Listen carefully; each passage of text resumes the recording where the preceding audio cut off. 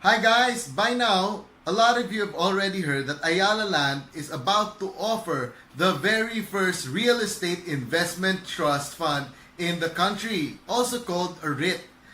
But I'm sure that most of you are wondering what exactly is a REIT. Stay tuned to find out.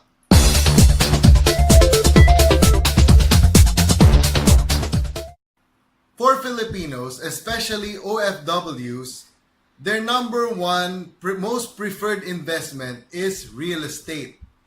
And the reason is simple. Because investing in real estate allows you to have passive income in the form of rent. Imagine just sitting around and waiting for money every month to come in without actually doing anything. That's actually the beauty of having real estate as an investment.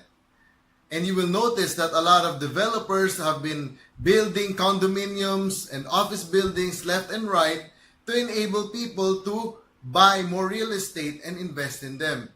And even foreigners, not just OFWs, not just Filipinos, even foreigners invest in the Philippines to buy real estate so they would have retirement money or retirement funds when the time comes for them to retire. So, where does REIT come in?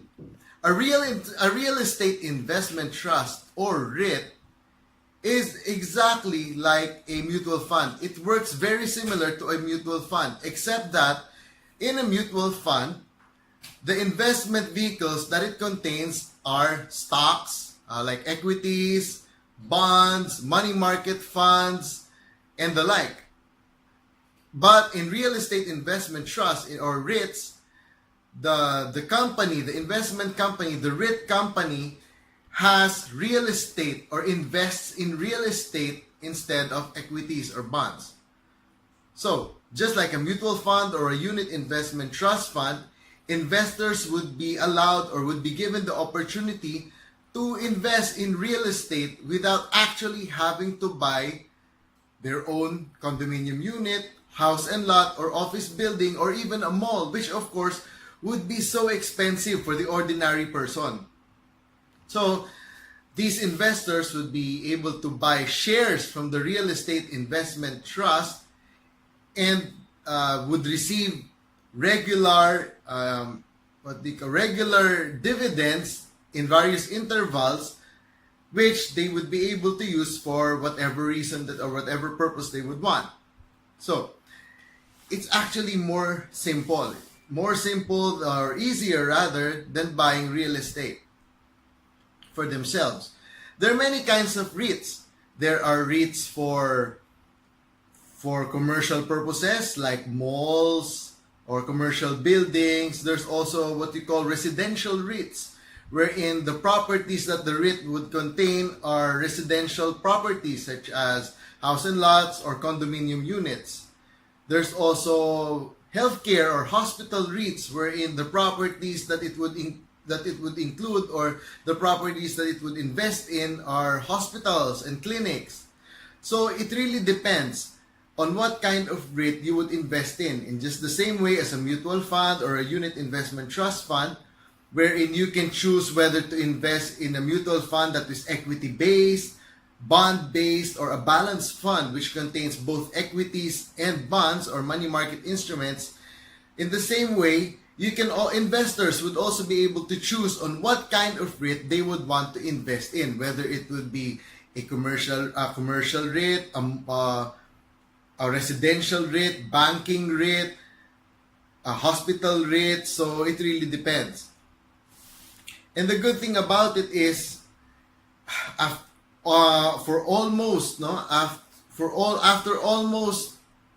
a decade since the REIT law was passed, because the REIT law was passed in 2009, then it is just now that we would have the opportunity to invest in a REIT through, hopefully, Ayala Land's first offering. And I know that a lot of other developers are also intending or planning to come up with their own REIT. There's actually a lot of more things to learn or to know about the REIT, but this is basically the most important and salient points of the REIT. And by the way, one more difference of a REIT, from other companies, from a normal or regular real estate company, is that a REIT is required by law to distribute 90% of its income as dividends. It's not allowed to have a huge retained earnings or to have a substantial amount of retained earnings except for the 10%. So it can only use it only has 10% that it can use to expand its operations or its properties. But 90% of the income that it will receive, let's say in the form of rent, is mandated by law to be distributed to the investors as dividends.